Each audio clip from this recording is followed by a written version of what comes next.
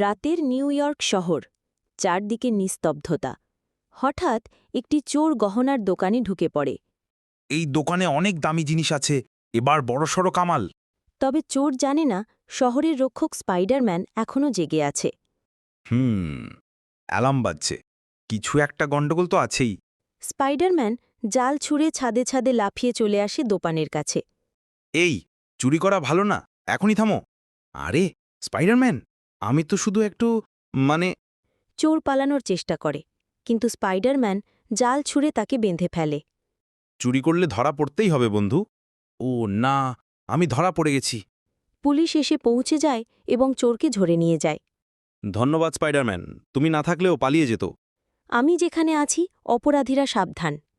এভাবেই স্পাইডারম্যান শহরকে আবার এক বিপদ থেকে রক্ষা করল এবং সে হারিয়ে গেল রাতের অন্ধকারে, অন্য কারো সাহায্যে ছুটে চলল।